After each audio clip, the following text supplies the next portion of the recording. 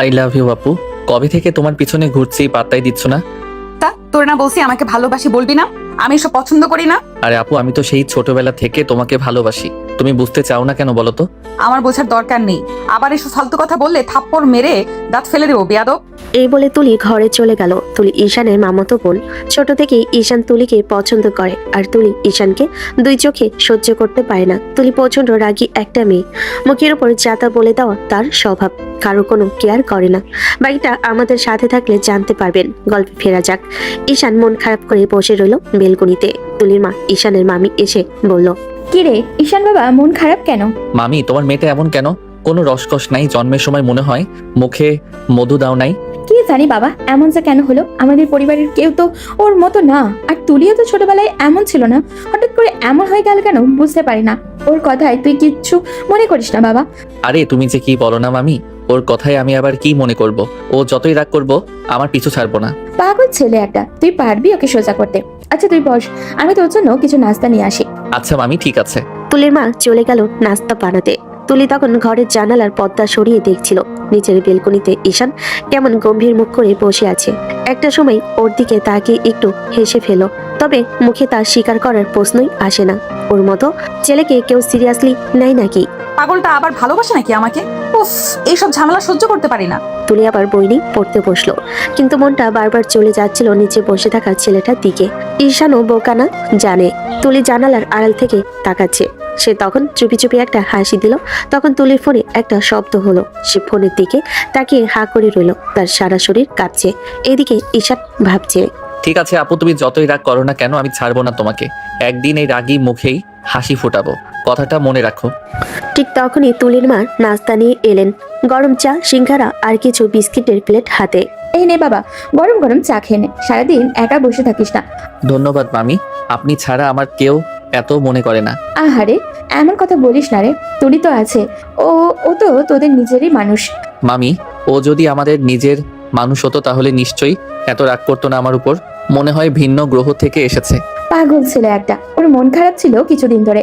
কলেজে কি হয়েছে কে জানে, তুই চাইলে একটু গিয়ে কথা বলতে পারিস, ভালো লাগবে ওর। ঈশানের চোখ চকচক করে উঠলো। মনে মনে ভাবলো, এই তো সুযোগ। আচ্ছা মামি, দেখি কথা বলি ওর সাথে। যদিও ও আবার ঝাড়ি দিবে, তারপরও চেষ্টা করা যেতেই পারে। তুলি ঘরের দরজায় টোকা পড়লো। কি? তোমার ফ্যান। কি চাই তোর? একটু কথা বলতে এসেছি। আমি এখন পড়ছি, সময় নাই। আচ্ছা, তাহলে বাইরে দাঁড়িয়েই বলি। তুমি রাগ করলে আমি কষ্ট পাই। নাটক শুরু হলো আবার। যা, নাটক অন্য কোথাও কর। নাটক না, সত্যি বলছি আপু। আমি যদি একদিন হারিয়ে যাই, তখন তোমার এই রাগ কাকে দেখাবে বলো? তুই হারাবি? কোথায় যাবি?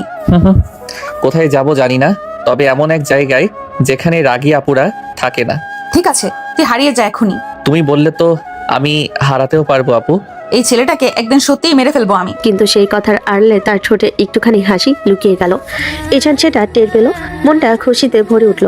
রাগের নিচে যে মায়া লুকিয়ে আছে সেটা একদিন সবাই দেখবে। পরের দিনগুলোতে ঈশান আরো বেশি করে দিন রাত্রি তুলির সামনেই ঘোরাফেরা করতে লাগলো। কথা বলার জন্য ধরা সবই অদৃশ্য একদৃশ্য কাঠামোর মতো চলছিল। কিন্তু তুলি আগের মতো সোজা একদম নরম নয়। তার রাগে পাত্তাই নেই। আপু, তুমি একটু খেয়ে নাও। পড়ালেখা করে কি খেয়ে নেবে না? আমার খাবারের চিন্তা তোকে করতে হবে না। তুলির মুখে কাটা ধারালো কথাগুলো বলল ঠিক সেইভাবে যেভাবে সে সবসময় সামনে নিজেকে কঠোর করে রাখে। ঈশান প্রতিবারই হাসি মুখে ফিরিয়ে দেয়, কিন্তু ভেতরে কোথাও কাটা লাগে। আমি এত কষ্ট দিয়ে জীবন কাটাবো আপু, তুমি কি কখনো বুঝবে? কেন বুঝবো? যে মানুষ নিজের জন্য কিছুই করতে পারে না তার কথা বোঝার দরকার নেই। তুলি কখনো টেনশনে ভেঙে পড়বে না। বাড়ির লোকেরা মনে করে ওর রাগ শুধু অভিমান, কিন্তু আসলটা অন্য কিছু। তুলি তার ভেতরের এক কোণায় তালা লাগিয়ে রেখেছে, আর কোনো চাবি নেই, কেউই খুঁজে পাবে না। পরের দিন সকালে তুলি চুপচাপ রান্নাঘরের পাশ দিয়ে চলে গেল। ঈশান বাসন নিয়ে দাঁড়িয়ে দেখে ওর চোখে কোনো কোমলতা নেই, কেবল নির্ধারিত কঠোরতা। আপু, তুমি একটু আমার দিকে তাকাও না কেন? তাকানো লাগবে কেন? তোর কি রূপ উতলে পড়ছে যে তোর দিকে তাকিয়ে থাকতে হবে? তুলি কখনোই পুরোনো দিনের মিষ্টি স্মৃতি চেপে ধরে না। সে সেগুলোকে সরাসরি বাতাসে ছুড়ে দেয়। তার কথাই অদ্ভুত এক দৃষ্টান্তে। নরম হওয়ার কোনো স্থান নেই। আমি তো শুধু চাই তুমি ভালো থাকো। আমার চিন্তা তোকে করতে হবে না। আল্লাহ চাইলে আমি সব সময় ভালো থাকবো। তুই তো নিজে চিন্তা কর।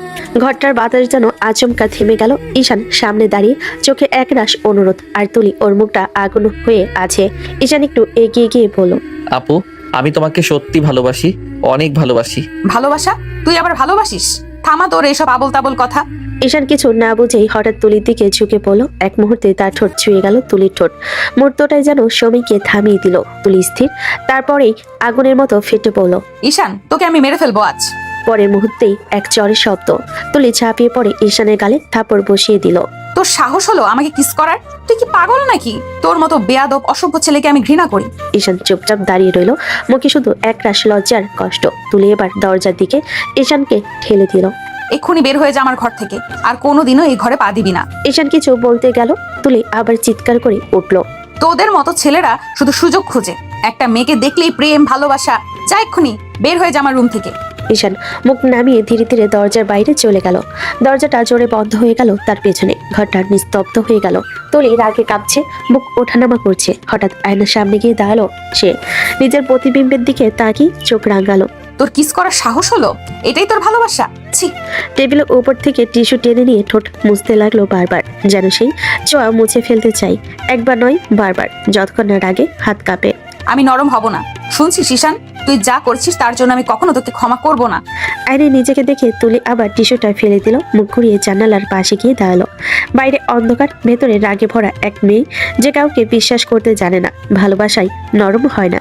রাত গভীর হয়ে গেছে, চারপাশের নিস্তব্ধতা, শুধু বাইরের হালকা হাওয়ার শব্দ। ঈশান বিছানায় শুয়ে ছাদের দিকে তাকিয়ে আছে, চোখে একরাশ অনুতাপ, মনে হাজারটা চিন্তা। আমি কি করলাম আজ? তুলিকে কিস করা মোটেও উচিত হয়নি, একদম না। তার গলায় কাটার মতো আটকে আছে আফসোসের ঢোক। সে জানে তুলি এমনিতে ওকে সহ্য করতে পারে না, আর আজ যা করলো তারপর তো ওর ঘৃণা আরো বাড়বে।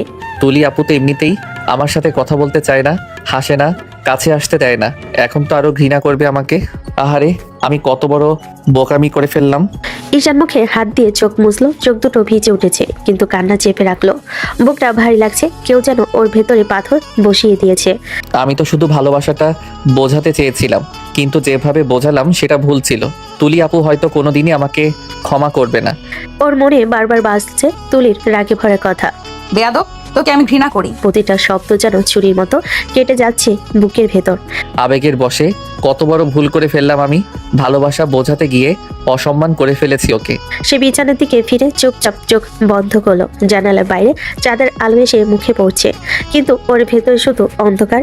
একটা অনুশোচনায় ভরা রাত, যেখানে ঈশান বুঝে গেল ভালোবাসে শুধু বলাই নয়, বোঝারও একটা সময় লাগে, আর সেই সময়টা সে নিজেই নষ্ট করে ফেলেছে।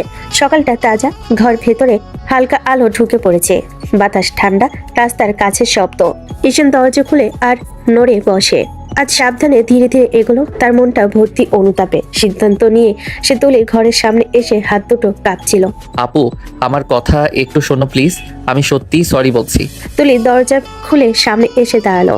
চোখে আগুন, গলা কাঁপছে না, বরং গর্জনের মতো কঠিন। ওর হাত দুটো কাঁপছিল না, গালটা লাল, ঠোঁট কুঁচকে। খবরদার ঈশান, তোকে আমার আশেপাশে যেন আর না দেখি। তোকে দেখি আমার শরীরে আগুন জ্বলে। তুই যে ব্যবহারটা আমাকে করেছিস, তোকে ঘাট ধাক্কা দিয়ে বাসা থেকে বের করে দেওয়া উচিত ছিল। তুলির কণ্ঠে রাগ, কটাক্ষ, অপমান সব মিশে থাকা। সে আগে থেকেই বলেছে পরের বারে এমন কিছু করলে মাঠের আলোয় নামিয়ে দেবেন। ঈশান চেঁচাতে চাইলো, গলায় শব্দ আটকে গেল। আপু, আমি বুঝতে পারিনি, আবেগের বশে করেছিলাম। মেয়ে দেখলে আবেগ উঠে তাদের কাছে যেতে ইচ্ছা করে। লম্পট কোথাকার! আমি লম্পট নই, বিশ্বাস করো। আমি শুধু ভালোবাসি বলেছি, ভুল হয়েছে। তুই কি ছেলে না ঈশান? প্রতিটা মেয়েকে দেখলেই কি ঠোঁটে ঠোঁট লেগে পড়বে? তোর মতো লম্পট দুশ্চরিত্র, তোদেরকে কোনো বিশ্বাস নেই। তুলির মুখে তীব্র অবমাননার শব্দ। রাগের কথা একটুও কমছে না। সে এক এক করে বলে যাচ্ছে, যেন সারা জীবন ধরে জমে থাকা ক্ষোভ ঢেলে দিচ্ছে। বাড়ির সবাইও শুনতে পাই, তুলি কাউকে পরোয়া করে না। ঈশান বারবার কণ্ঠে কাপড় নিয়ে বলল, আমি বুঝি আমার কাজ ঠিক ছিল না। আমি ভেবেছিলাম তোমার কাছে আমার ভালোবাসাটা সত্যি পৌঁছাবে। আমি ভুল করেছি, আমি ক্ষমা চাইছি। আপু, আমি এমন করতে চাইনি। তুই ক্ষমা চাইছিস? ক্ষমা চাইলেই মুছে যাবে সব? তোকে কি আমি শুধু শুধু অপমান করি না? তোর কার্যকলাপের জন্য তুই অপমানিত হোস।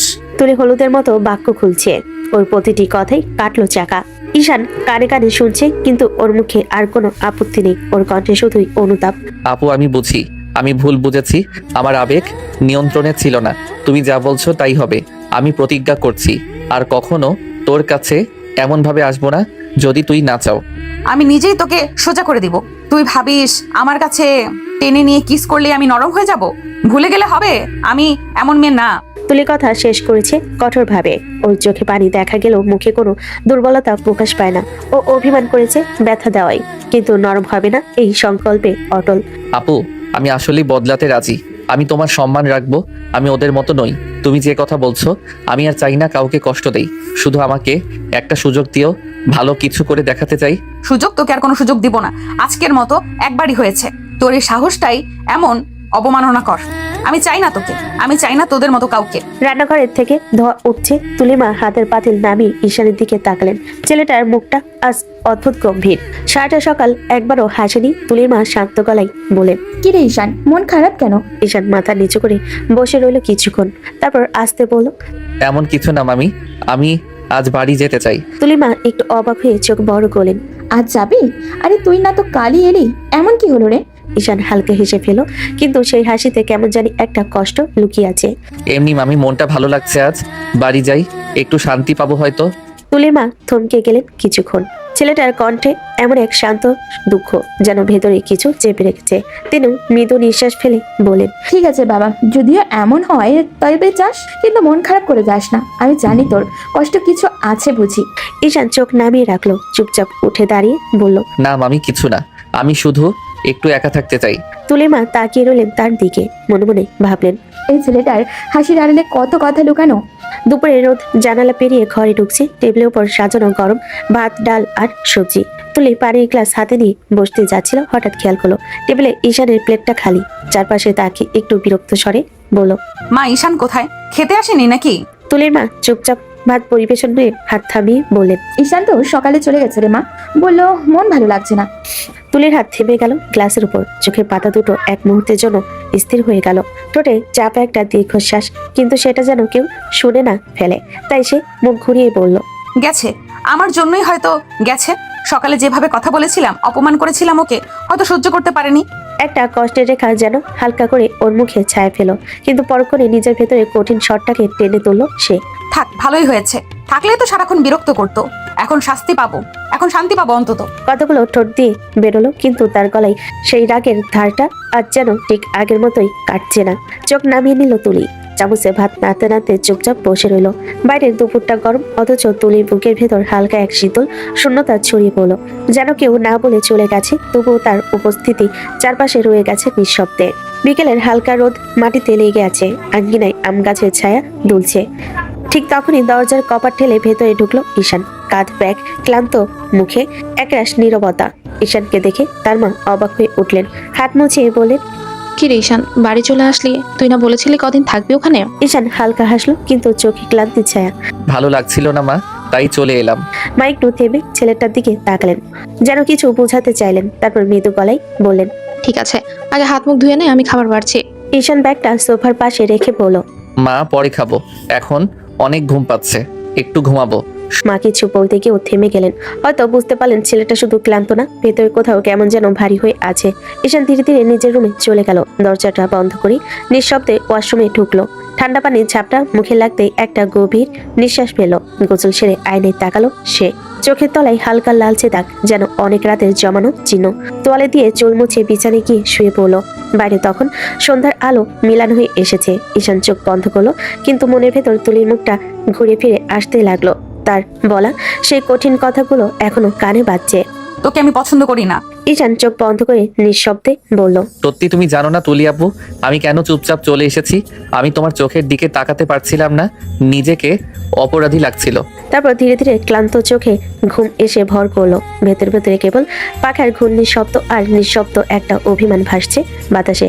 রাতের নীরবতা ঘরের চারপাশে ছড়িয়ে আছে। এক কোণে বাতি মৃদু আলো ছড়াচ্ছে। ঈশান বিছানার উপর হালকা শুয়ে আছে, চোখ বন্ধ করে, কিন্তু মন ভাঙা। হঠাৎ দরজায় খসখস শব্দে এসে উঠে তাকালো।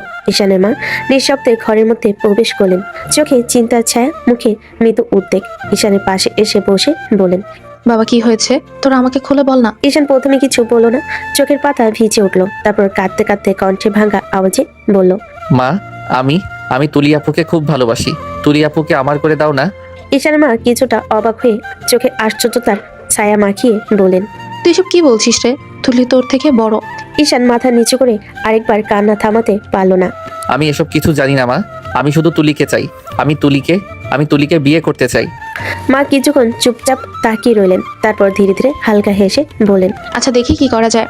ঈশান কিছু বলতে চাইল, কিন্তু মাতার কপালের উপর হাত রাখলেন। মৃদু আলতো স্পর্শ দিয়ে বলেন, এখন ঘুমিয়ে পড়, সব ঠিক হয়ে যাবে। এরপর তিনি নীরবে ঘর থেকে বেরিয়ে গেলেন, দরজা আস্তে আস্তে বন্ধ করে দিলেন। ঈশান আবার বিছানায় শুয়ে চোখে জল আর মুখে হালকা হাসি নিয়ে মৃদু বলল, মা ধন্যবাদ। ঘরের কোণে বাতির আলো নরম হয়ে গেল, কিন্তু ঈশানের হৃদয়ে হালকা শান্তি ঢেউ খেলল। সেই রাত, সেই নিঃশব্দ মুহূর্তে জন্ম নিল নতুন আশা। রাতের নীরবতা ঘরে ভরে আছে। ঈশান কাঁদতে কাঁদতে বিছানায় শুয়ে আছে। পাশে ঘরে বসে মাতার কান্না শুনে শুধু নিজে ভাবছেন ছেলেটার মনটা কতটা ভারী। তিনি শেষ পর্যন্ত ফোন হাতে তুলে নিলেন।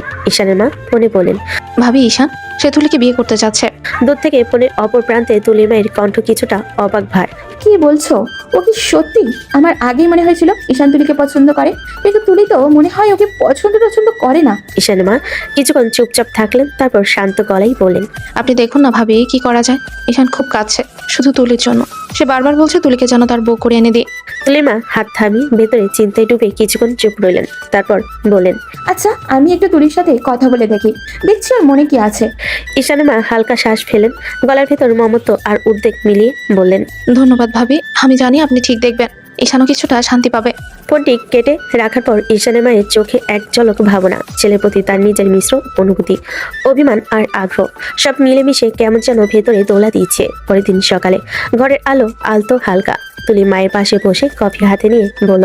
পরের দিন সকালে জানালা দিয়ে হালকা রোদ ঘরে ঢুকেছে। তুলি আয়নার সামনে চুল আঁচড়াচ্ছে।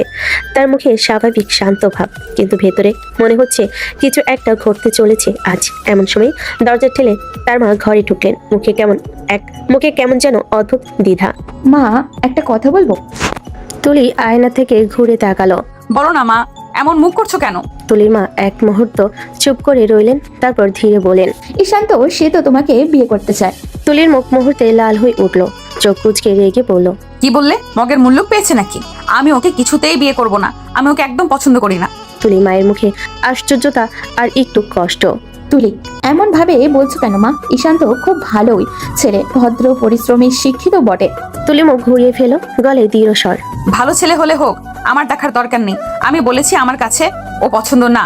আমি কোনোদিনও ওকে বিয়ে করব না মা। তুলি মা কিছু বলতে যাচ্ছিলেন, ঠিক তখনই দরজার বাইরে থেকে ভারী কণ্ঠ ভেসে এলো। তাহলে আমি একটু বলি। তুলির বাবা ঘরে ঢুকলেন। পুলিশের করা ইনফর্মে তিনি যথারীতি গম্ভীর চোখে একরাশ ভাবনা। তিনি তুলির সামনে এসে দাঁড়ালেন। ঈশানের মা মানে তোমার ফুপি, সে আমার একমাত্র বোন। জীবনে সে কখনো আমার কাছে কিচ্ছু চায়নি, কিন্তু আজ জীবনের এই প্রথমবার সে একটা জিনিস চেয়েছে, তোমাকে ঈশানের বউ হিসাবে। তুলির মুখ থেমে গেল, কিন্তু চোখে রাগ ঝলসে উঠল। আমি কোনো পণ্য না বাবা। আমাকে কেউ চাইলেই আর আপনি দিয়ে দিবেন। আমারও অনুভূতি আছে, আমার পছন্দ আছে। পুলিশ বাবা নিঃশব্দে তাকিয়ে রইলেন মেয়ের দিকে, তারপর নিচু স্বরে কঠিন গলায় বললেন, তুমি হয়তো জানো না ঈশানের মা তোমাকে কতটা ভালোবাসে। সে তোমার ফুপি, আর ফুপি তো মায়ের মতোই হয়। তুমি নিশ্চয় এটা অস্বীকার করতে পারো না তুলি। তুলি চোখে জল এসে জমে উঠল, কিন্তু সে গলা শক্ত করে বলল, আমি কোনো কিছু অস্বীকার করছি না বাবা। আমি জানি ফুপি আমাকে ভালোবাসেন, কিন্তু আমি ঈশানকে বিয়ে করতে পারবো না। এক মুহূর্তের জন্য ঘরে নিস্তব্ধতা। তারপর তুলির বাবা গভীর নিঃশ্বাস ফেলে গভীর স্বরে বলেন, তুমি ঈশানকে বিয়ে করবে, এটা আমার শেষ কথা। না হলে আমার মরা মুখ দেখবে। তুলির চোখ বড় হয়ে গেল, ঠোঁট কাঁপছে, বুকের ভেতর যেন কিছু একটা ভেঙে গেল এক নিমিষে। সে হঠাৎ চুপচাপ বসে পড়ল বিছানায়, কণ্ঠে কোনো শব্দ নেই, কেবল নিঃশব্দে কান্না ভাসছে চোখের কোণে। তুলির মা এগিয়ে এসে মেয়ের কাঁধে হাত রাখলেন, কিন্তু কিছু বললেন না। কঠিন জেদি আত্মসম্মান প্রবণ মেয়েটা আজ হঠাৎ ভেতরে কোথাও যেন ভেঙে পড়েছে। বাইরে পাখি ডাক, সকালের আলো ঝলমল করছে, অথচ তুলির ভেতরটা যেন ঘন অন্ধকারে ঢেকে গেছে। সে শুধু মনে মনে বলল, বাবা ভালোবাসা জোর করে হয় না। তবুও যদি আপনি চান আমি করব বিয়ে, তবে ভালোবাসতে পারবো না। আজ সকালটা ঘরের ভেতরে আলোর মতো ঝলমল করছে। সবকিছু সাজানো, ফুলের ঘ্রাণ ভরে গেছে আঙ্গিনা আর ঘরের কোণগুলো। ঈশান বিছানার সামনে দাঁড়িয়ে আয়নায় নিজের চেহারা দেখছে। ভেতরটা কেমন যেন উত্তেজনায় কম্পয়মান। হঠাৎ দরজার কপাট ধাক্কা দিয়ে খুলল এক বন্ধুর মুখ, হাসি ঠোঁটের কোণে। কিরে ভাই, তুই তো আগেই বলেছিলি তুলি আপু তোকে পছন্দ করে না, তাহলে বিয়েতে রাজি হলি কেমনি? ঈশান একটু হাসলো, চোখে সেই ভেতরে উচ্ছ্বাস আর একটু লাজ। ভাই আমি তো নিজেও তাই ভাবছি। তুলি আপু আমাকে দেখতেই পারে না, এত সহজে রাজি হয়ে গেল। আমি নিজেও বুঝতে পারছি না। বন্ধু কিছুক্ষণ ঈশানের মুখটা দেখলো, তারপর জিজ্ঞেস করলো, হাই, তাহলে সব ঠিকঠাক? ওকে তুই কি? ঈশান গম্ভীর শ্বাস পেল, মুখে হালকা হাসি, চোখে উচ্ছ্বাসের ঝলক। আমার এত কিছু বোঝার দরকার নেই ভাই। তুলি আপু আমার হবে, এটাই আমার জীবনের সবচেয়ে বড় পাওয়া। বন্ধু মাথা নাড়ল, চোখে কৌতূহল আর অবাক ভাব। সত্যি বলছিস? ঈশান খাড়া দাঁড়িয়ে হাতের তালু একটু চাপ দিয়ে বলল, হ্যাঁ, আজ আমার জীবনের সবচেয়ে সুখের দিন। শুধু ভাবতেই কেমন আনন্দ ভরে যাচ্ছে বুকের ভেতরে। এরপর ঈশান ধীরে ধীরে ঘরের মধ্যে নিজেকে সাজানোর কাজ শুরু করলো। হাতে গিয়ার, রুমালে শৃঙ্খল ভাবে কাপড় ঠিক করে রাখলো। লাল শেরওয়ানি হাতে তুলে নিয়ে আয়নার সামনে দাঁড়ালো আজই সব হয়ে যাবে। আর মনে মনে বলল, তার চোখে উজ্জ্বল এক আশার আলো। মৃদু হাসি আর একরাশ উত্তেজনা। ঘরের ভেতর সে একটু ঘুরে বন্ধুকে বলল, ভাই দেখছিস কতটা সুন্দর সব সাজানো। আজ তুলি আপুর মুখে হাসি দেখতে পাবো আর আমার জীবনটা নতুন সূচনায় প্রবেশ করবে। আচ্ছা, তোর মনের আশা পূর্ণ হোক। আজকে আনন্দ করবো সবাই। ঈশান মুখে হালকা হাসি, মনে এক উত্তেজনা। ধীরে ধীরে সে বিয়ের জন্য পুরোপুরি রেডি হয়ে গেল। লাল শেরওয়ানি আর চোখে তুলি আপুর জন্য অপেক্ষার ঝলক। ঘরের ভেতরে গর্জন করছে আনন্দ। বাইরে গাছের পাতায় হালকা বাতাস খেলছে। আর ঈশান নিজেই আজ জীবনের সবচেয়ে বড় মুহূর্তের অপেক্ষায়। নিজের হৃদয়ে নতুন সুখের এক ঝিলিক অনুভব করছে। আজ আমার জীবনের সবচেয়ে বড় দিন। তুলি আপু তুমি আমার। রাতটা ছিল একেবারে নিঃশব্দ। বাইরের বাতাসে একটা ঠান্ডা সুর বাজছিল। ঘরের ভিতর সাজানো ফুলের গন্ধে যেন হালকা মিষ্টি ভাব। তবুও সেই সাজ, সেই সৌন্দর্যের মধ্যে তুলি চোখে কোণে ঝিলিক নেই। মুখে গম্ভীর ভাব, ঠোঁট শক্ত করে বন্ধ। চোখে নিচের দিকে নামালো। ঘরে আলো প্রবেশ করলো। ঈশান পাঞ্জাবি পরে, মুখে হালকা হাসি, কিন্তু চোখে একটা দ্বিধা। তার সামনে বসে আছে তুলি আস্তার স্ত্রী, তবুও যেন অচেনা দূরে কেউ। ঈশান আস্তে করে দরজাটা বন্ধ করে দিল। ঘরে শুধু তাদের দুজনের নিঃশ্বাসের শব্দ। কিছুক্ষণ নীরবতা। তারপর ঈশান ধীরে ধীরে তুলির দিকে এগিয়ে এলো। তুলির শাড়ির আঁচল মেঝেতে পড়ে আছে, আলোয় ঝলমল করছে কপালে টিপটা। ঈশান কিছু বলল না, শুধু একদম কাছে সে তুলির কানে ফিসফিস করে বলল, তুলি আজ আমাদের নতুন জীবন শুরু হলো, একটু তাকিয়ে দেখো আমার দিকে। তুলি চোখ তুলে তাকায়নি, ঠোঁট শক্ত করে চেপে রেখেছে। ঈশান এগিয়ে এসে ধীরে ধীরে তার পাশে বসলো। তারপর হঠাৎ সাহস করে একটা হালকা চুমু খেয়ে ফেললো তুলির গালে। মুহূর্তে আগুন জ্বলে উঠলো তুলির চোখে। সে ঝটকা মেরে উঠে দাঁড়ালো। রাগে গাল লাল হয়ে গেছে। রাগের ঝড়ে ঈশানকে ধাক্কা দিয়ে মেঝেতে ফেলে দিল। তুই কোন সাহসে আমাকে টাচ করলি? হ্যাঁ, আমি তোকে আগেও বলেছি আমার শরীরে হাত দিবি না। ঈশান অবাক হয়ে তাকিয়েছে, কপালে ঘাম, বুক ধুকধুক করছে। কিন্তু তুলি এখন তো আমাদের বিয়ে হয়ে গেছে, আমি তো তোমার স্বামী। তুলি ব্যাঙ্ক করে হেসে ফেলো। সেই হাসিটা যেন কাটার মতো বিঁধে গেল ঈশানের বুকে। বিয়ে হিসেবে তাতে কি হয়েছে? আমি তোকে স্বামী হিসেবে মানি না, তোকে আমি কোনোদিনই মানবো না, বুঝলি?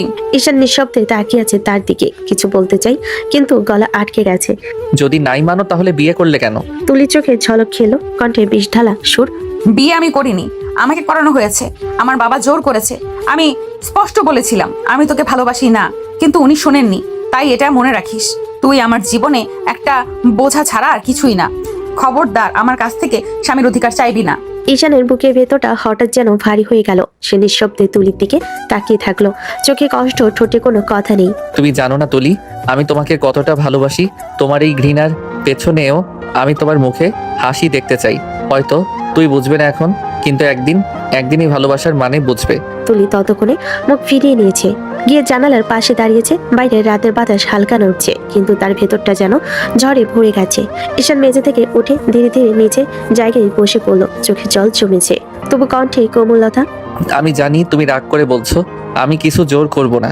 তুমি যেমনটা চাও আমি তেমনটাই করব, কিন্তু তুমি চাইলেও আমি তোকে ভালোবাসা বন্ধ করতে পারবো না তুলি। তুলি কোনো উত্তর দিল না, শুধু বাতাসে তার চুল উড়ে গেল। চোখের কোণে হালকা ঝিলিক, যেন কোথাও লুকিয়ে আছে অজানা দ্বন্দ্ব। রাতটা চুপচাপ কেটে গেল। একটা বিছানায় দুই মানুষ, কিন্তু তাদের মাঝে হাজার মাইলের দূরত্ব। ঈশান চোখ বন্ধ করে শুয়ে আছে, মনে মনে বলছে, তুমি যতই দূরে থাকো তুলি, আমি প্রতিদিন তোমাকে ভালোবাসবো, নীরব ভালোবাসায়। আর তুলি জানালার পাশে বসে আছে, ঠোঁটে কঠোরতা, কিন্তু চোখের কোণে এক ফোঁটা জল গড়িয়ে পড়ে যাচ্ছে। রোদ হালকা করে ঘরের জানালা দিয়ে ঢুকছে। কাবা আলো বিছানার উপর পড়েছে। তুলির চোখ ধীরে ধীরে খুললো। প্রথম দেখায় সে যা পেল, চোখ ফেটে গেল। ঈশান এখনো ঘুমিয়ে ঘরে, তার হাত তুলিকে ঘিরে ধরে আছে। তুলির শরীর অবচেতন ভাবে একটু ভর করছে, কিন্তু মেজাজ একেবারে উত্থাল পাত্থাল। তুই কি করছিস? ছাড় ছাড় ঈশান। ঈশান চোখ ভিজিয়ে ধীরে ধীরে ঘুমিয়ে ঘরে তাকে আরো কাছে টেনে নিল। মুখটা তুলির গলায় ডুবিয়ে দিল। তুলির মেজাজ আরো গরম হয়ে গেল। হায়, লজ্জা নেই তোর? আমি তোকে কালই বলেছিলাম আমার কাছে আসবি না, আর এখন আবার আমাকে জড়িয়ে ধরছিস? বেহায়া কোথাকার। তুলি নিজের সর্বশক্তি ব্যবহার করে ঈশানের হাত থেকে ছাড়ার চেষ্টা করলো, কিন্তু ঈশানের জোরে ঘুমিয়ে ঘরে। তুলির ক্রোধে এক মুহূর্তে সে ঈশানের হাত কামড়ে দিল। ঈশান হঠাৎ লাফিয়ে উঠে চোখ কপালে উঠে বলে, কি হয়েছে? তুলি চোখ চকচক করে তাকালো। বুকে রাগ আর লজ্জা একসাথে। তোর লজ্জা নাই বেহায়া কোথাকার? ঈশান হঠাৎ নিজেকে বুঝলো, চোখের সামনে সবকিছু স্পষ্ট হলো। সে তুলিকে ধীরে ধীরে ছেড়ে দিল, হাত সরিয়ে মৃদু স্বরে বলল, সরি তুলি, আমি খেয়ালই করিনি, ঘুমের মধ্যে ছিলাম। ঈশান বুকে ধাক্কা খেয়ে একটু পিছিয়ে গেল, চোখে রাগ, ঠোঁটে একপাশ হতাশা, কিন্তু ভিতরে হালকা মৃদু কেঁপে থাকা। ঈশান ধীরে ধীরে তুলির পাশে বসে তাকালো, চোখে দুঃখ, ভেতরের অনুশোচনার ঝলক। আমি সত্যি খেয়াল করিনি তুলি, ক্ষমা করো। ঘরের ভেতর চুপচাপ নীরবতা, বাইরে হালকা বাতাস হচ্ছে জানালার ফাঁক। তুলির মেজাজ গরম আর ঈশান চোখে অনুশোচনা নিয়ে বসে আছে। দুজনের মাঝে দূরত্ব কেবল কয়েক সেন্টিমিটার, কিন্তু মানসিক দূরত্ব এক পুরো সাগর। ঈশান চুপচাপ বলল, আমি প্রতিশ্রুতি দিচ্ছি আর কোনোদিন তোমাকে জোর করে স্পর্শ করব না। তুলি নিঃশ্বাস ফেলো হালকা রাগের সঙ্গে, মুখে আর কোনো শব্দ নেই, কিন্তু ভেতরে মনের ধাক্কা স্পষ্ট। তুলি ধীরে ধীরে ফ্রেশ হয়ে নিচের দিকে নামলো, আর চোখে এক অদ্ভুত চমক। আজ তার নতুন জীবন শুরু হয়েছে, এখন নতুন দিন। নিচে নেমে সে দেখলো রান্নাঘরে কৌতূহলপূর্ণ গন্ধে ভরা ঘরে বসে আছে ঈশানের মা, তুলির ফুপু। তিনি রান্নার কাজ করছেন, চুলা এবং বটির মাঝখানে মনোযোগ সবকিছু সামলাচ্ছেন। তুলি একটু এগিয়ে বলল, ফুপু কি করছো? ঈশানের মা মুখে হালকা হাসি, ধীরে ধীরে বললেন, এই তো রান্না করছি। কি করতে হবে বলো আমাকে, আমি করে দিচ্ছি। না না, তোর কিছু করার দরকার নেই, বসে থাক, আমি সব করে নিব। তুলি হালকা মাথা নাড়ল, কিন্তু মুখে রেগে নেই, বরং একটু গম্ভীর ভাবে বলল, আমি পারি তো সব ফুপু, একটু আমাকে বলো, আমি হেল্প করছি। ঈশান মা কিছুক্ষণ তাকিয়ে রইলেন, তারপর ধীরে ধীরে বললেন, আচ্ছা তাহলে হালকা হেল্প করবে, শুধু টুকটাক, বাকিটা আমি সামলাবো। তুলি রান্নাঘরের পাশে এসে দাঁড়ালো, হাত বটিতে, চোখে উৎসাহ। তারা দুজন মৃদু কথাই কথা বলছে, মাঝে মাঝে হাসি, মাঝে মাঝে চুপচাপ। ফুপু জানতেন তুলির এই ছোট্ট সাহায্য আসলে বড় আনন্দ নিয়ে আসে। তুলি হেসে বলল, তোমার সাথে রান্না করাটাও মজা লাগছে। ঠিক আছে চলো, এখন দেখি কার হাতের রান্না আগে শেষ হয়। রোদ হালকা আলো নিয়ে ঘরের ভেতর ঢুকছে। রান্নাঘরের গরম বাতাসে তুলির শাড়ির আঁচল কোমরের গুঁজে বসে আছে, হাতের সাথে বটির মধ্যে সবকিছু ঠিকঠাক করছে। চোখে মনোযোগ, ঠোঁটে অদ্ভুত এক মৃদু হাসি। ঈশান ফ্রেশ হয়ে নিচে নামলো। জানালার আলোয় তার চোখে এক ঝলক আনন্দ। সে ঢুকে দেখলো তুলির এমন দৃশ্য, শাড়ির আঁচল কোমরে গুঁজে রানে মনোযোগী। তার চোখে হঠাৎ ভালো লাগার ঢেউ। মনে হলো এ সত্যি পাক্কা গৃহিণী। ঈশান ধীরে ধীরে সোফায় বসলো। এই বললো না, শুধু চুপচাপ ফোনে নীরবভাবে কিছু টিপছে চোখে, কিন্তু চোখ বারবার তুলির দিকে। প্রতিটা হাসি, প্রতিটা হাতের কাজ, সবকিছুই তার মনে গভীর ছাপ ফেলেছে। ঈশানের মা রান্নাঘরের পাশ থেকে এক নজর দেখে বলেন, দেখি শান্তুলি রান্না করেছে। ঈশান হালকা হেসে শুধু মাথা নাড়ল। কিছু বলতেই তার মন চাইলো না, বরং সে আরো কাছ থেকে তুলিকে দেখলো। তুলি একটু ফিরে তাকালেন ঈশানের চোখের দিকে, চোখে ধাঁধার এক ঝলক। মনে হলো এই মুহূর্তে কিছু বলার দরকার নেই, শুধু দেখা, অনুভব করা যথেষ্ট। ঈশান চোখে আরেকবার তাকালো, মনে মনে বলল, কি সুন্দরভাবে কাজ করছে, কত মনোযোগী, কিন্তু আমার সাথে কেন এমন করে আমি বুঝি না। ঈশানের মা রান্নার কাজ সামলাচ্ছে, মাঝে মাঝে ঈশানের দিকে তাকিয়ে হেসে নিচ্ছেন। ঘরের ভিতর এক নিঃশব্দ আনন্দ। সোফায় বসা ঈশান ফোনের আড়ালে চুপচাপ তাকিয়ে আছে। কেন যেন প্রতিটি মুহূর্ত মনে হচ্ছে জীবনের সব থেকে বড় সুখ। দুপুরে সূর্য হালকা আলো ছড়াচ্ছে, ঘরের ভেতরটা উষ্ণ। তুলির রুমে শান্তি, বাতাসে হালকা ঘ্রাণ। তুলির মন আজ একটু অস্থির, চোখে রাগ আর ঠোঁটে কেমন এক মৃদু চাপ। তুলি গোসলের জন্য বাথরুমের দিকে এগিয়ে গেল। সে পরনের থেকে শাড়ি খুলে রাখলো, তারপর ঝর্ণা ছেড়ে দিল। তার সারাশরীর ভিজে গেল। হঠাৎ দরজা খোলার আওয়াজ, আর তারপর ঈশান বাথরুমে ঢুকে পড়লো। তুলির চোখ বড় বড় হয়ে গেল, লজ্জায় মুখ লাল হয়ে গেল। হাত অস্থিরভাবে বাতাসে নাড়াচাড়া করছে, যেন দ্রুত কোনো অবস্থা সামলাতে চাচ্ছে। ঈশানের চোখে এক অদ্ভুত মুগ্ধতা। সে কিছুক্ষণ দাঁড়িয়ে রইল, তারপর হঠাৎ বুঝলো অবস্থা ঠিক নয়। তুলি সরি, আমি খেয়ালই করিনি। হঠাৎ দরজা দিয়ে বেরিয়ে এলো। রুমে ফিরে এসে সোফায় বসে অস্থির হয়ে গেল। হাতের আঙ্গুল নাড়ছে, চোখে বারবার তুলির ছবি ভাসছে। তুলি কিছুক্ষণ পরে গোসল করে বেরিয়ে এলো, চুল বেঁধে, শাড়ির আঁচল কোমরে ঠিক করে, কিন্তু চোখে রাগ আর ঠোঁটে লাজ। ঈশান তুই কি রে ঢুকলি বাথরুমে? এটার কি দরকার ছিল? ঈশান কিছুটা লাজুক, কিছুটা হতবুদ্ধি হয়ে দাঁড়ালো।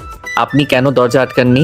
এই দোষ কি আমার নাকি? তুলি চুপচাপ চোখ ঝাপসা করে নিচের দিকে তাকালো। হঠাৎ মনে হলো রাগের সাথে লজ্জার এক অদ্ভুত মিশ্রণ। তবে তুই খেয়াল না করেই ঢুকবি, এবার থেকে সাবধান থাকবি। ঈশান মাথা নাড়ল, ভেতরে লাজ, ভেতরে একটু উত্তেজনা। মনে মনে বলল, আমি চাই না তুলি রেখে থাকুক, কিন্তু আমার চোখের সামনে তার এই মুহূর্তটা আমি কল্পনা করতে পারছি না।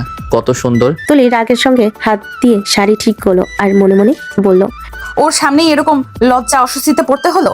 ঈশান সোফায় বসে অস্থির, একটু লাজুক, একটু দুঃখিত। চোখ বারবার তুলির দিকে, মন বলতে চাচ্ছে, আমি কিছুতেই ওর রাগ চাই না। তবে প্রতিটি মুহূর্তে ওকে দেখি আমি আজও ভালোবাসি। ঘরের ভেতরে এখন শুধু শান্তি, বাতাসের হালকা আলো আর দুজনের মধ্যে ছোট ছোট অদ্ভুত উত্তেজনা। তুলি রাগারাগি, ঈশান লাজুক, কিন্তু উভয়ের চোখে একরকম মিষ্টি আবেগ। বিকেলের মৃদু আলো জানালা দিয়ে ঢুকছে। ঘরের নরম বাতাস, টেবিলের উপর একটা লাল রঙের শাড়ি পরিপাটি করে ভাঁজ করে রাখা। তুলি ঠিক তখন বই পড়ছিল। ঈশান চুপচাপ এসে সামনে দাঁড়ালো, হাতে ছোট্ট একটা ব্যাগ, মুখে হালকা হাসি। তুলি, তোমার জন্য কিছু এনেছি। ঈশান ধীরে ব্যাগ খুলে ভেতর থেকে বের করলো শাড়িটা। চকচকে গাঢ় লাল পাড়ে সোনালী কাজ।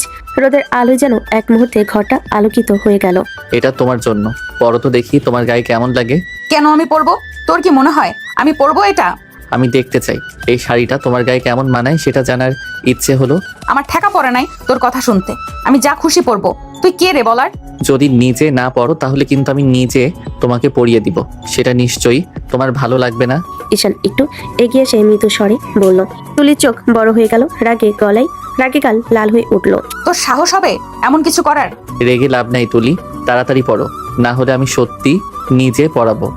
তুলির হাতের বইটা টেবিলে পড়ে গেল। সে দাঁড়িয়ে মুখ ওঠানামা করছে রাগে, কিন্তু ঈশানের চাহনি অদ্ভুত শান্ত আর মুগ্ধ। কিছুক্ষণ নীরবতা, তারপর তুলি চোখ সরিয়ে নিয়ে শাড়িটা হাতে তুলে নিল। তুই একদমই অশান্ত ছেলে। একদিন আমার ধৈর্য ফুরাবে, তখন দেখবি। তোমার ধৈর্যই তো আমার সবচেয়ে প্রিয় ব্যাপার তুলি। তুলি মুখ ঘুরিয়ে চলে গেল ড্রেসিং রুমে। ঈশান মুচকি হাসি নিয়ে দরজার দিকে তাকিয়ে থাকলো, মনে মনে ভাবলো, রাগী বউ হলেও আমার জীবনের সবচেয়ে সুন্দর মানুষ সেই। ঘরে বাতাসে তখন অদ্ভুত এক ঘ্রাণ, রাগ, ভালোবাসা আর মিষ্টি এক টানাপোড়েনের সুবাসে ভরা। সন্ধ্যার হালকা আলো জানালা দিয়ে ঢুকছে। তুলির ঘরটা ঘ্রাণে ভরা। ফুলের নতুন শাড়ির গন্ধে মিশে থাকা এক অদ্ভুত কোমলতা। তুলি বেরিয়ে এলো ড্রেসিং রুম থেকে। লাল শাড়ি কোমরে নিখুঁতভাবে গুজে, আঁচল সামান্য বাঁধা, চুলে হালকা কাঁধ পর্যন্ত ঢেউ। প্রতি একদম করে সে বেরোলো। ঈশান সোফায় বসে একদম চুপচাপ তাকিয়ে রইল। চোখ যেন ছটফট করছে, মুখে হাসি চেপে ধরেছে।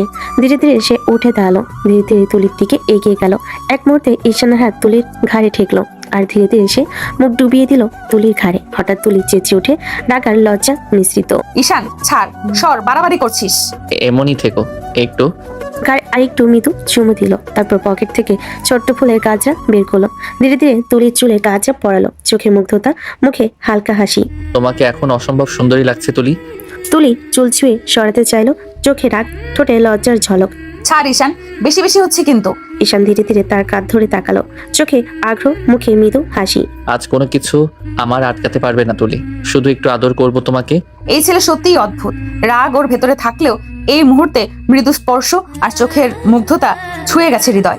তুলি চুপচাপ চোখ ফেলে নিচে, মনে মনে বলল। তুলি চুপচাপ। ঈশান ধীরে ধীরে তুলিকে পাশে বসালো, হাত ধরে। দেখি আমার এই ছোট্ট ভালোবাসা সহ্য করতে পারো কি না। তুলি চুপচাপ, বুকের ভিতরে এক অদ্ভুত উত্তেজনা, রাগ, লজ্জা আর মিষ্টি আবেগ একসাথে। ঘরটা যেন ভরে উঠলো প্রেমের নরম আলোতে। আর বাইরে সন্ধ্যা ধীরে ধীরে ঘন হয়ে আসছে। রাতের নরম আলো ঘর ভর্তি করেছে। বাতাসে হালকা সুগন্ধ আর জানালাতে ভেসে আসছে বাইরে চুপচাপ রাতের আওয়াজ। ঈশান ধীরে ধীরে তুলির দিকে এগিয়ে এলো, চোখে এক মুগ্ধতা, মুখে অদ্ভুত হাসি। তুলির হাত ধরে নরম কণ্ঠে বলল, আজ শুধু তোমাকে চাই তুলি। তুলি চোখ বন্ধ করে নিঃশ্বাস নিল। রাগ, লজ্জা আর হঠাৎ যে নরম উত্তেজনা, সব মিলিয়ে এক অদ্ভুত মিশ্রণ। ঈশান ধীরে ধীরে তুলিকে নরমভাবে চুমু দিল। প্রথমটা নরম, কোমল, শুধু অনুভূতির অভিব্যক্তি। তারপর তার ঠোঁট ধীরে ধীরে তুলির ঘাড়, বুক, গলা স্পর্শ করতে লাগলো। তুলি চোখ বন্ধ করে রেখেছিল, শরীর অবচেতনভাবে সাড়া দিচ্ছিল। মন ভেতর থেকে এক অদ্ভুত উত্তেজনায় কেঁপে উঠছে। ঈশান ধীরে ধীরে তুলিকে কোলে তুলে বিছানায় শুয়ে দিল। তুলির হাত তার গায়ে আলতো স্পর্শ করতে লাগলো। আজ রাতটা শুধু আমাদের। তারপর ঈশান ধীরে ধীরে তুলির ঠোঁটের উপর ঠোঁট রাখলো। চুম্বনের মধ্যে হারিয়ে গেল যেন প্রেমের রাজ্যে। প্রতিটা স্পর্শ, প্রতিটি নিঃশ্বাসে ভরে গেছে এক গভীর ভালোবাসার আবহ। তুলি চোখ বন্ধ রেখেও অনুভব করছে এই মুহূর্তে শুধুই ওর জন্য। ঈশান শুধু ওর, আর পৃথিবী যেন ধীরে ধীরে থেমে গেছে। ঘরটা ভরে উঠলো প্রেমের মৃদু আলোতে। রোমান্টিক উত্তেজনা, নরম স্পর্শ আর হৃদয়ের গভীর থেকে আসা ভালোবাসা, সব একসাথে মিলে একটি নিখাত রোমান্টিক সন্ধ্যা তৈরি করলো। সকালে রোদ হালকা আলো নিয়ে জানালার ফাঁক দিয়ে ঘরে ঢুকেছে। ঘরের ভিতরে নরম আলো, আর বিছানায় তুলি এখনো অর্ধেক ঘুমের মধ্যে। ঈশান ধীরে ধীরে তুলির দিকে এগিয়ে এলো। মুখে এক লাজুক হাসি, চোখে মুগ্ধতা। তুলির ঠোঁটের উপর আলতো চুমু দিল। আরে জান, উঠো, কত বেলা পর্যন্ত ঘুমাবে? তুলি হালকা বিরক্তি দিয়ে চোখ মুছে বলল। ঈশান, একদম জ্বালাবি না, সারা রাত আমাকে ঘুমাতে দিসনি। ঈশান ধীরে ধীরে তুলির মাথায় হাত রাখলো, মৃদু স্বরে বলল। আরে জান, আদর করেছি তো রাত ভরে। সারা জীবন তো ঘুমিয়েই পার করলে, বাকিটা জীবন আমার আদর খেয়ে পার করো। শর্ত, ফালতু কথা আমার সামনে বলবি না। জান, আবার একটু আদর করি। ফট করে তুলি চোখ খুলে ঈশানের পিঠে কিল মেটে দিল। অসভ্য, সারা রাত জ্বালিয়ে শান্তি হয়নি, এখন আবার জ্বালানোর জন্য উঠে পড়ে লেগেছিস। ঈশান মৃদু হাসি দিয়ে তুলি ঠোঁটের উপর ঠোঁট রাখলো। প্লিজ জান, আর একবার। তুলি কিছু বলার আগে ঈশান ধীরে ধীরে তার ঠোঁট আঁকড়ে ধরলো। চোখ বন্ধ, শরীর অবচেতন ভাবে সাড়া দিচ্ছিল। বিছানার ঘরে তখন শুধু নিঃশ্বাসের শব্দ, হৃদয় ছন্দ আর একে অপরের স্পর্শ। প্রতিটি চুম্বনে, প্রতিটি আদরে তারা আবারও ভালোবাসার রাজ্যে হারিয়ে গেল। ঈশানের চোখে মুগ্ধতা, তুলির চোখে লাজার রাগের মিশ্রণ। সব মিশিয়ে ঘরটা ভরে গেল এক অদ্ভুত মিষ্টি উত্তেজনা আর প্রেমের আলোতে। সকালের নরম আলো, তাদের নিঃশব্দ হাসি, একে অপরের স্পর্শ, সব মিলিয়ে তৈরি করলো একটি নিখাত রোমান্টিক মুহূর্ত। ঈশান ফ্রেশ হয়ে খেয়ে অফিসের জন্য বের হয়ে গেল। ঘরে হঠাৎ শান্তি নেমে এলো। তুলি সোফায় বসে আর কিছুই করছে না। হঠাৎ তার ফোনে মেসেজের আওয়াজ। তুলির হাত থমকে গেল, চোখে অদ্ভুত কৌতূহল আর ভয়। ফোনটি খুলে মেসেজ পড়ার সাথে সাথে তুলির হাত পা কাঁপতে লাগলো। মুখের ভিতরে এক অদ্ভুত ঘুম ভাঙ্গা উত্তেজনা, রাগ, ভয় আর কিছু না বোঝার মিলিত অনুভূতি একসাথে। কাউকে কিছু বলার সাহস পেল না। চোখের দিকে অদ্ভুত ছায়া, গলা শুকিয়ে গেছে। নিঃশব্দে ফোন বন্ধ করে হাতে ধরে ধীরে ধীরে ঈশানের মায়ের ঘরে চলে গেল। কি হয়েছে তুলি? কিছু না ফুপি, কিছু না। ঈশানের মা তুলির দিকে কিছুক্ষণ তাকালেন। মনে হলো মনে মনে বুঝতে পারছেন কিছু হচ্ছে। তুলি কিছুই বলল না। ঘরের ভেতরে হালকা নীরবতা, বাতাসের ছোট রহস্যের ছায়া ভাসছে। তুলি চুপচাপ ভয়কে আড়াল করে বসে আছে, চোখে অদ্ভুত অনিশ্চয়তা।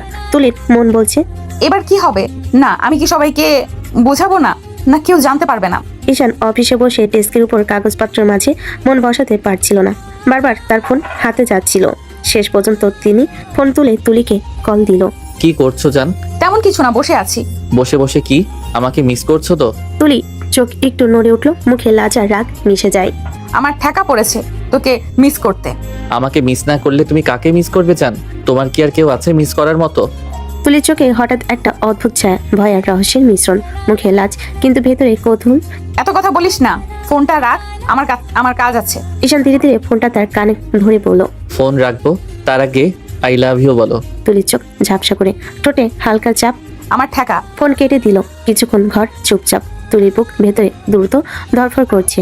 চোখে ভয়, লাজ আর অদ্ভুত উত্তেজনার মিশ্রণ। মনে মনে বলল, যে ছেলে কখনো শান্তি দেবে না, কিন্তু কেন কেন ওর কথা শুনে হঠাৎ এমন লাগছে? ঈশানের দিক থেকে ফোন কেটে যাওয়া সত্ত্বেও মনে হচ্ছে যেন তার শব্দ এখনো কানে বাজছে। ঘরটা নীরব, কিন্তু ভেতরে এক অদৃশ্য টানা পড়েন। মিষ্টি রোমান্টিক উত্তেজনা ভাসছে। বিকেলের নরম আলোয় জানালার ফাঁক দিয়ে ঢুকছে। তুলি ঘরটা এখনো নিঃশব্দ, কিন্তু মন একেবারে শান্ত নয়। হঠাৎ ফোনের শব্দ। তুলির হাত কাঁপতে লাগলো। চোখ খুলে দেখলো মেসেজ এসেছে। আমার সাথে দেখা করো। তুলির বুক কেঁপে উঠলো, হাত পা ভয়ে কাঁপছে। মন ভেতরে অদ্ভুত এক ভয় আর উৎকণ্ঠা। তুলি দ্রুত মেসেজে লিখলো, আমি পারবো না। ঠিক আছে, তাহলে বেশ, তোমার ছবিগুলো ভাইরাল করে দিই। তুলি চোখ লাল, গলা ধুকপুক করছে। কেঁদে কেঁদে সে লিখলো, না প্লিজ, এসব করো না, আমি আসবো। তাড়াতাড়ি করো, আমার আবার অপেক্ষা সহ্য হয় না। আমি ঠিক সময় চলে আসবো। ফোন কেটে দিয়ে তুলির হাত পা বুক সব ভিজে ওঠে ভয় আর আতঙ্কে। ঘরটা নিঃশব্দ, শুধু তার দ্রুত নিঃশ্বাসের আওয়াজ। কিছুক্ষণ চুপচাপ থাকার পর তুলির মন বলল, ঈশানকে জানাতে পারলে হয়তো শান্তি মিলবে। বিকেলের একটু পরে তুলি ধীরে ধাপ, গলায় অদ্ভুত লাজ মিশে ঈশানের মায়ের ঘরে পৌঁছালো। ফুপু, আমার একটু কাজ আছে, আমি বাইরে যাচ্ছি। আচ্ছা, তাড়াতাড়ি চলে আসিস। তুলির চোখে ভয়, কিন্তু ঠোঁট চাপা। মন ভেতরে এক অদ্ভুত অস্থিরতা। ঘর ছেড়ে বের হওয়ার আগে সে একবার পিছনে ফিরে তাকালো। ভয়, উত্তেজনা আর অদৃশ্য রহস্য ভরে গেছে তার চোখে। ঘরটা নিঃশব্দ, কিন্তু বাইরে একটি অদৃশ্য বিপদের ছায়া অপেক্ষা করছে। বিকেলের হালকা সূর্য রেস্টুরেন্টের কাছের দেওয়ালে প্রতিফলিত হয়ে টেবিলগুলোকে সোনালি করে দিচ্ছে। ঠিক একটু ব্যস্ত, একটু নীরব। তুলি এক কোণে বসে, বুকের ভেতরে অপ্রকাশিত চাপ। সে জানে আজকের সাক্ষাৎটি সহজ হবে না, তবে এসেছে কারণ আর লুকাবার কিছু নেই। সিয়াম এসে টেবিলের কাছে দাঁড়ালো। তার ঠোঁটে একটা কুৎসিত হাসি, চোখে ঢের আত্মমহিমা। তার চেহারায় পুরনো, কিন্তু বুঝতে কষ্ট হয় না ভেতরে বিষ আছে। তুমি এলে ভালো লাগলো দেখে। তুমি কেন ডেকেছো? তোমাকে দেখতে ইচ্ছে করছিল, একটু সময় কাটাবো তোমার সাথে।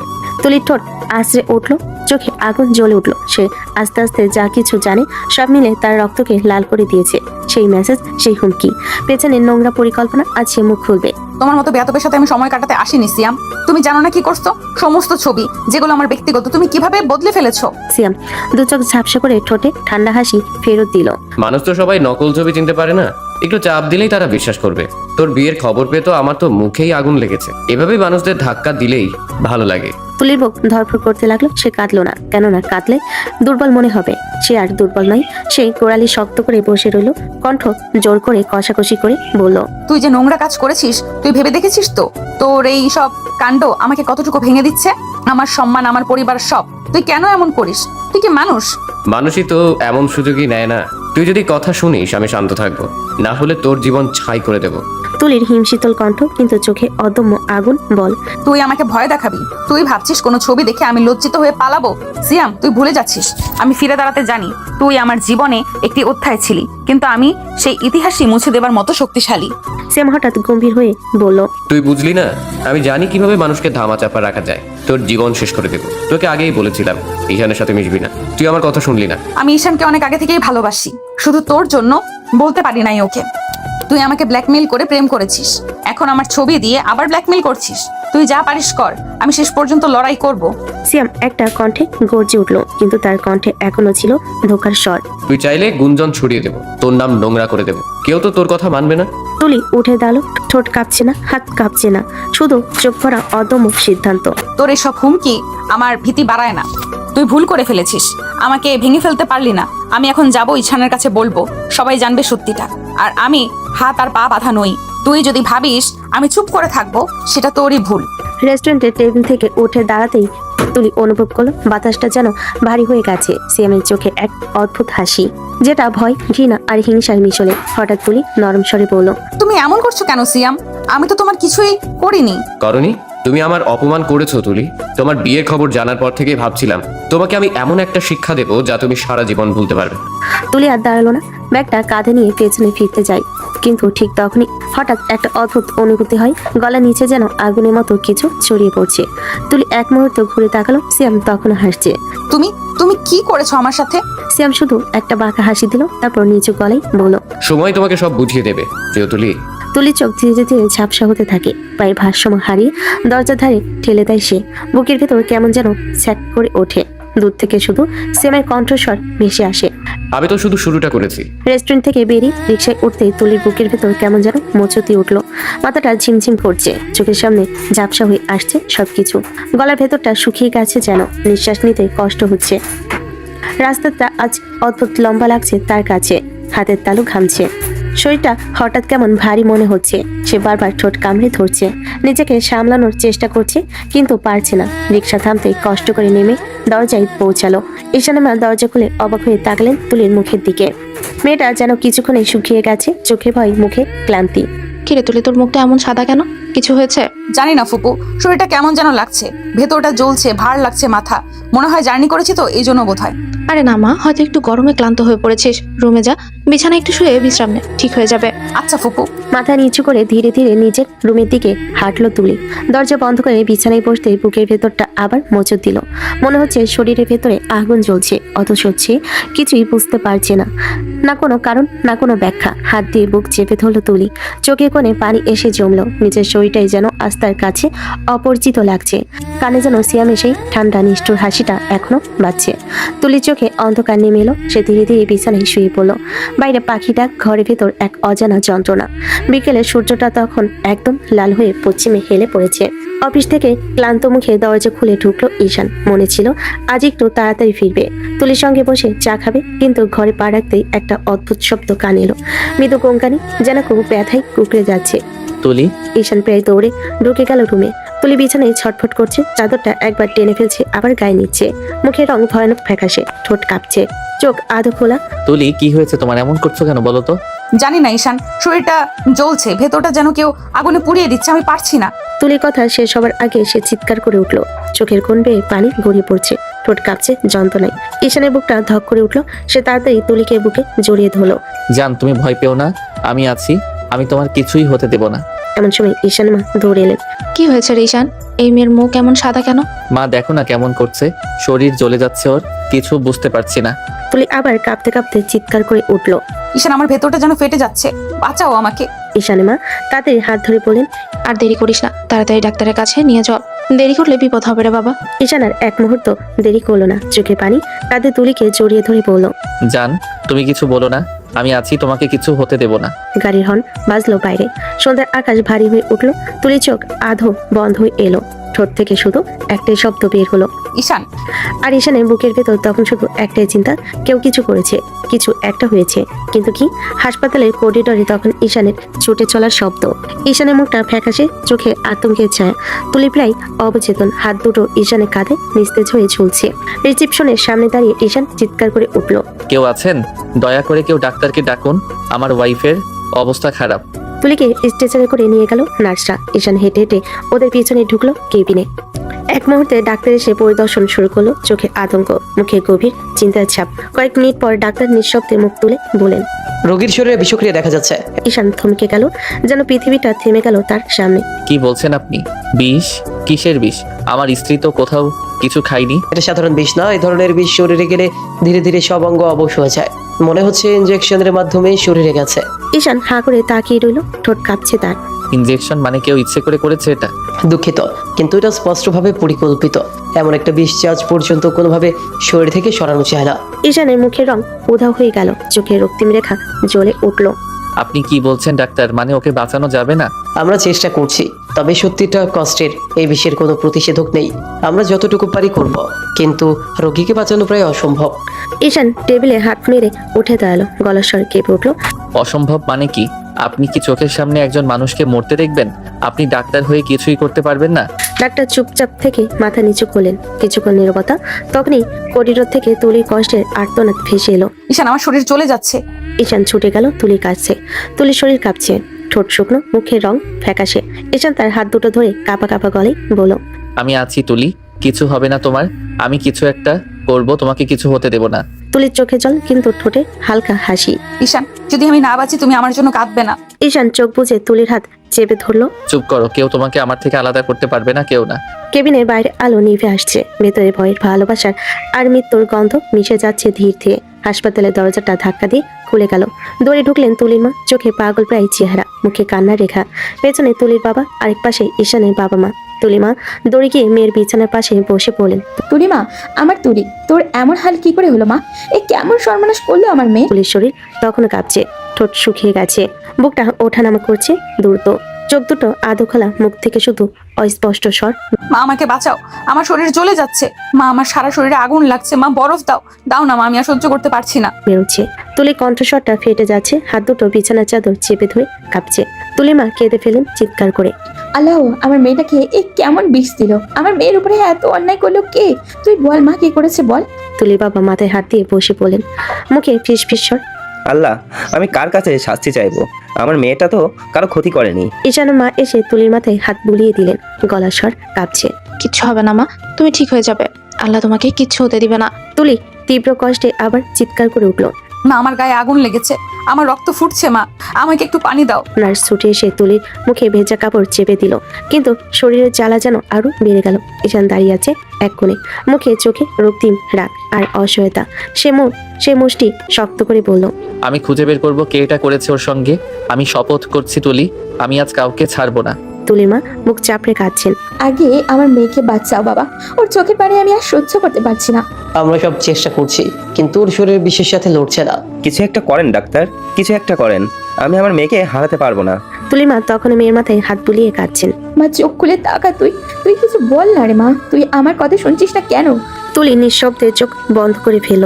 মনিটরের আলোটা থেমে ঝলসে উঠল, আর ঈশানের চোখে রক্ত ভেজা প্রতিজ্ঞা যে তার তুলিকে হত্যা করতে চাইছে, তার জীবনটা সে নরকে পরিণত করবে। হাসপাতালের করিডোরে হেঁটে বেড়াচ্ছিল ঈশান, চোখ লাল, মুখ নিস্তেজ, মনে একটাই প্রশ্ন ঘুরছে, কে এমন করতে পারলো তুলির সাথে?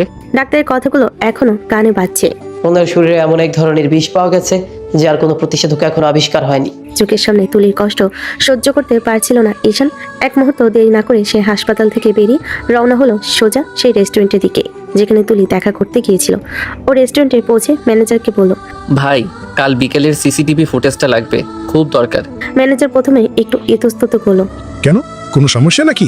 হ্যাঁ, সমস্যা হয়েছে আমার স্ত্রীর জীবনের। কিছুক্ষণ পর ফুটেজটা চালু হলো। স্ক্রিনে দেখা গেল তুলি রেস্টুরেন্টে ঢুকছে। কিছুক্ষণ পর এক তরুণ সিয়াম, দুজনের মধ্যে কিছু কথা কাটাকাটি চলছে। তুলি রেগে উঠে দাঁড়ালো, বেরিয়ে যেতে উদ্যত হলো। ঠিক তখনই সিয়াম পিছন থেকে একটা ইনজেকশন বের করে ওর কাঁধে ঢুকিয়ে দিল। ঈশানের বুকের ভেতর যেন আগুন জ্বলে উঠলো, চোখে রক্ত উঠে গেল তার। সে ফোন বের করে ফুটেজটা কপি করে নিল আর ছুটলো থানা দিকে। পুলিশ অফিসার কড়াভাবে জিজ্ঞেস করলো, আপনি নিশ্চিত এই ছেলেটাই করেছে? আমি নিজের চোখে দেখেছি ওই নরপিশাচি আমার স্ত্রীকে মেরেছে। ফুটেজ দেখে পুলিশ আর দেরি করলো না। সন্ধ্যার মধ্যেই তারা সিয়ামের বাসায় হানা দিল। দরজা খুলতেই পুলিশ তাকে ধরে ফেলল।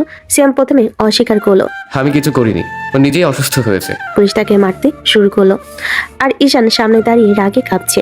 এক পর্যায়ে চিৎকার করে সিয়াম বলে ফেলল, হ্যাঁ করেছি, ও আমার প্রেমিকা ছিল, ও আমাকে ছেড়ে অন্য ছেলেকে বিয়ে করেছে, তাই আমি সহ্য করতে পারিনি। আমি ওর ছবি এডিট করে ব্ল্যাকমেইল করতাম, ও আমার কথা শোনেনি। দেখা করতে গিয়েছিল কিন্তু সময় দেয়নি, রাগে আমি ইনজেকশনটা পুশ করে দিয়েছি। ঈশানের চোখে পানি চলে এলো, কিন্তু সেই পানির নিচে জমেছিল আগুন। সে এগিয়ে গিয়ে গলা চেপে ধরলো সিয়ামের। সামান্য একটা প্রতিশোধের জন্য তুমি একটা মেয়ের জীবন কেড়ে নিলে? তুমি মানুষ না, পশুও। পুলিশ অফিসার চিৎকার করে বলল, যথেষ্ট হয়েছে, ছেড়ে দিন, আমরা নিয়ে যাচ্ছি ওকে। সিয়ামকে টেনে হিসে নিয়ে গেল পুলিশ। ঈশান মাটিতে বসে পড়লো, চোখের সামনে ভাসছে তুলির মুখটা কষ্টে ভরা, তবুও ভালোবাসায় নরম। মনে মনে বলল, তুমি একটু অপেক্ষা করো জান, আমি তোমাকে এই দুনিয়ার যে অন্যায় দিয়েছি তার বিচার করে যাব। তোমার কোনো কষ্ট বৃথা যাবে না। হাসপাতালে করিডোরে সাইরেনের শব্দ বাজছে। চোখের সামনে দৌড়ে যাচ্ছে নার্স, ডাক্তার, আর কাছের ওপাশে ভেসে আসছে তুলির চিৎকার। আমার শরীর চলে যাচ্ছে, কেউ আমাকে বাঁচাও। ঈশান দরজার বাইরে তারই পাথরের মতো হয়ে গেছে। তার চোখ দুটো জমে থাকা অশ্রু টলমল করে গড়িয়ে পড়লো গাল বেয়ে। মায়ের কাঁধে হাত রেখে বলল সে, মা দেখো ও কেমন কষ্ট পাচ্ছে, আমি কিছুই করতে পারছি না।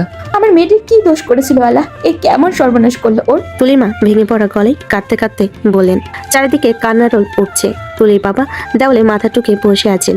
ঈশানের মা চুপচাপ কাঁদছেন। ছেলের এই অসহায় মুখ তিনি কোনোদিন দেখেননি। ডাক্তার রুম থেকে বের হতে না হতেই ঈশান ছুটে গিয়ে বলল, ডাক্তার, আমি একবার ওর সঙ্গে কথা বলতে চাই, প্লিজ আমাকে যেতে দিন। এখন ওর অবস্থা খুব খারাপ, কথা বললে আরো বিপদ হতে পারে। ডাক্তার প্লিজ, আমি যদি আজ কথা না বলি সারা জীবন আফসোস নিয়ে বাঁচবো। আচ্ছা, বেশি সময় নয়, মাত্র 1 মিনিট, কিন্তু শান্ত থাকতে হবে। ঈশান এক পা করে ঢুকলো আইসিইউ রুমে। মেশিনের শব্দ, ইঞ্জেকশনের গন্ধ, তুলির শরীরে জড়ানো তার, সবকিছু মিলিয়ে তার নিঃশ্বাস ভারী হয়ে এলো। তুলি চোখ আধো খোলা, নিস্তেজ কণ্ঠে বলো, ঈশান, জান আমি আছি তোমার পাশে, কিছু হবে না, ঠিক হয়ে যাবে। না ঈশান, আমি জানি আমি ঠিক হয়ে যাব না।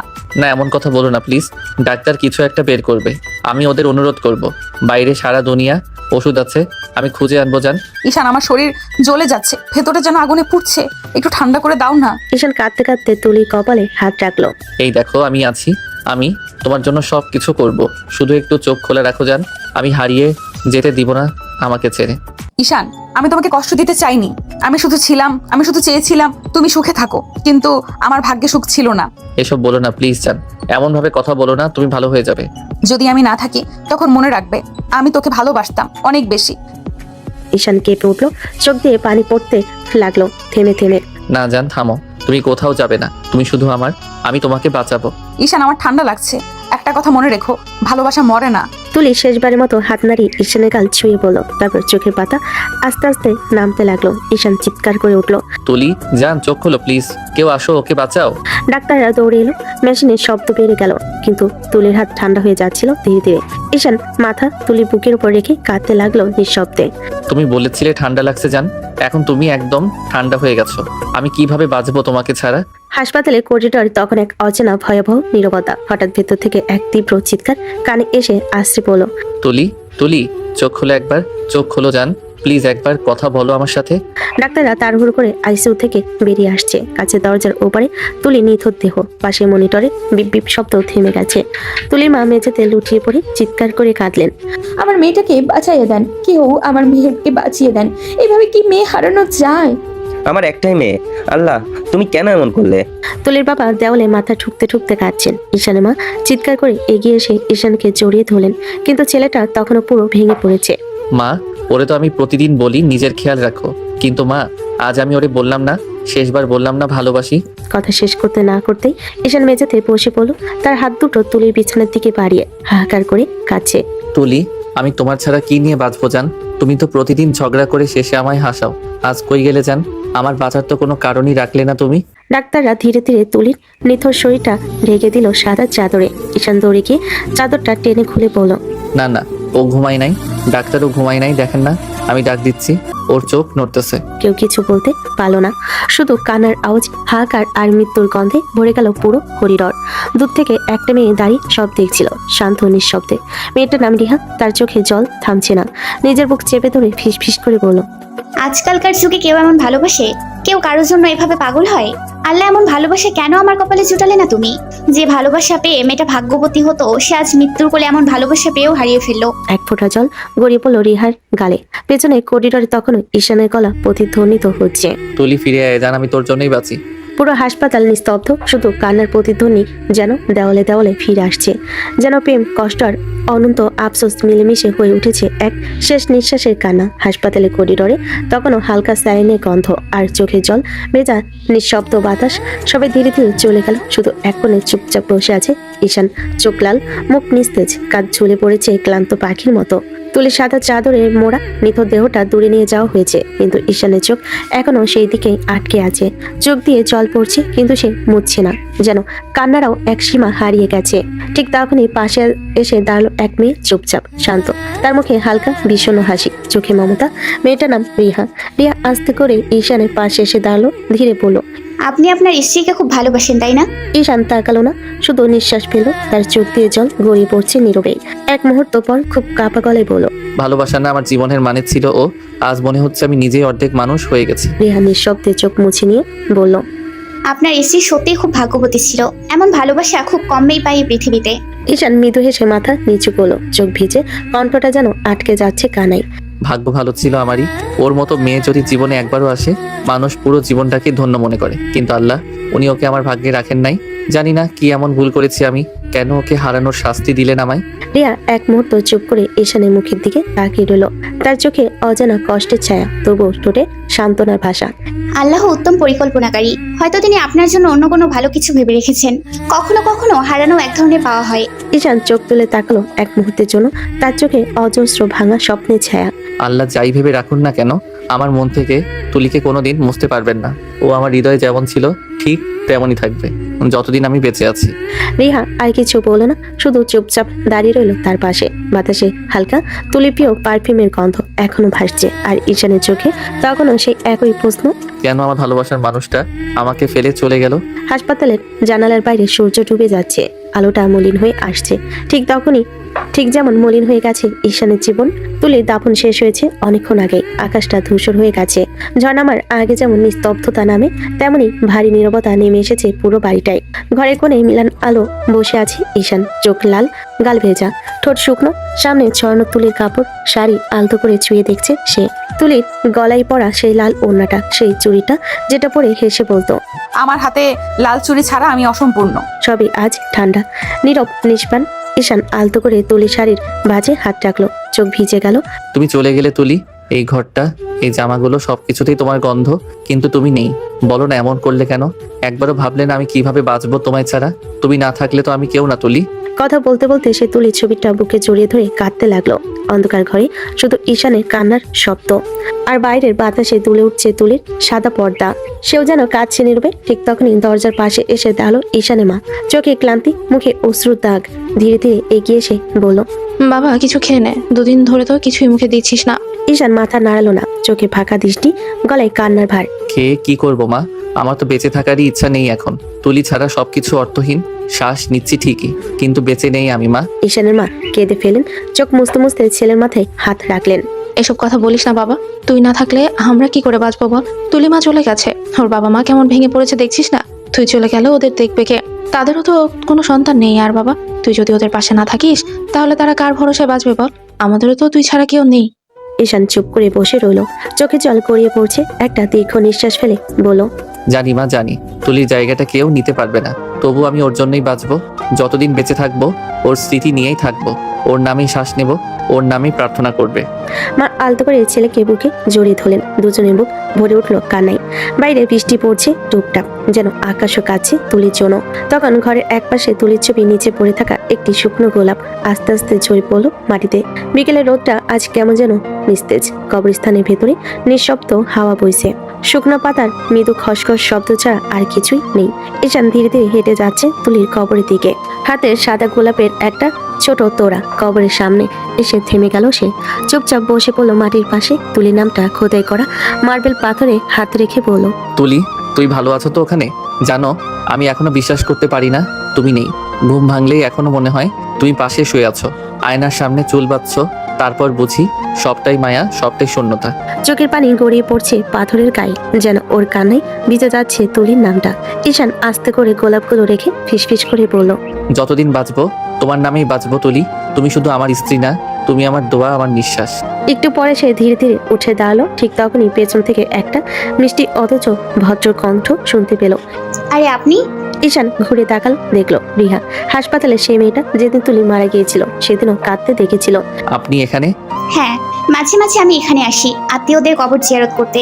আপনাকে দেখে চিনে ফেললাম। আপনার বইয়ের কবর জিয়ারত করতে এসেছেন বুঝি?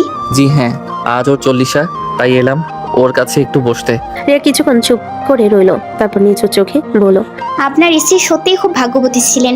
আজকালকার যুগে তো কেউ কারো খবর রাখে না। বউ মরে গেলে মানুষ পরের দিনে ভুলে যায়, নতুন জীবনে ঢুকে পড়ে। কিন্তু আপনি আপনি এখনো এতটা ভালোবাসেন, এমন মানুষ এখন আর পাওয়া যায় না। ভালোবাসা তো এমনই হয়। তুলিকে ভালোবেসেছিলাম, আর সেই ভালোবাসা মৃত্যুর সঙ্গে শেষ হবে না। আমি যতদিন বাঁচবো তুলি আমার ভেতরে বেঁচে থাকবে। ওর নামেই আমি শ্বাস নেব, ওর নামেই কান্না করব। রিয়া কিছুক্ষণ চুপ করে রইলো। চোখে পানি জমে উঠলো তারও। আল্লাহ যেন আপনাকে শক্তি দেন, এমন ভালোবাসা যেন প্রতিটি মেয়ে পায়। আপনার মতো একজন স্বামী যেন সব মেয়ের কপালে জোটে। ঈশান হালকা মাথা নিচু করলো, একটা দীর্ঘশ্বাস ফেলে বলল, ভালোবাসা পাওয়া সহজ, কিন্তু সারা জীবন ধরে রাখাটা অনেক কঠিন। আমি চেষ্টা করব রিহা, যতদিন বাঁচবো তুলিকে ধরে রাখতে। দুজনে নিঃশব্দে দাঁড়িয়ে রইল তুলির কবরের সামনে। বাতাসে তুলির ওনার মতো সাদা গোলাপের পাপড়ি উড়ে এসে পড়লো ওদের গায়ের উপর, যেন কোথাও থেকে তুলি নরম গলায় বলছে, আমার ঈশান, আমি এখানেই আছি। 2 বছর কেটে গেছে তুলির মৃত্যুতে। সময় চলে গেলেও ঈশানের ভেতরে ব্যথাটা এক ফোঁটাও কমেনি। তুলির শাড়িগুলো এখনো আলমারিতে গুছানো, ওর প্রিয় পারফিউমের গন্ধ এখনো ঘরে ভাসে। ঈশান অফিসে আসে, বাসায় ফিরে নিঃশব্দে বারান্দায় বসে, যেখানে আগে তুলি চাহাতে বসতো। এই 2 বছরে রিহা ধীরে ধীরে ঈশানের জীবনে জায়গা করে নিয়েছে। প্রথমে পরিচয় ছিল কেবল সহানুভূতি, তারপর ধীরে ধীরে সেটি পরিণত হলো বন্ধুত্ব। রিয়া সবসময় পাশে থেকেছে। ঈশানের নিস্তব্ধতা জীবনে একটু হাসি রোদ এনে দিয়েছে। সেই বিকালটা যেন রিহার জন্য আলাদা ছিল। আকাশে হালকা মেঘ, রোদটা মিলান হয়ে এসেছে। রিয়া হাতে একটা ছোট্ট উপহারের প্যাকেট নিয়ে দাঁড়িয়েছিল। ঈশান পাশে এসে দাঁড়ালো সাধারণ হাসি মুখে। আজ তো অনেক সাজগোজ করেছো রিহা, কোনো বিশেষ দিন নাকি? রিয়া মুখে একটু লাজুক ছায়া নিয়ে বলল, আজ আমি ঠিক করেছি আমার মনের কথা বলবো আপনাকে। ঈশান, আমি আপনাকে ভালোবেসে ফেলেছি। কিছুক্ষণ নিস্তব্ধতা। লেকের ঢেউগুলো হালকা বাতাসে দুলছে, আর ঈশান চুপ করে তাকিয়ে আছে পানির দিকে।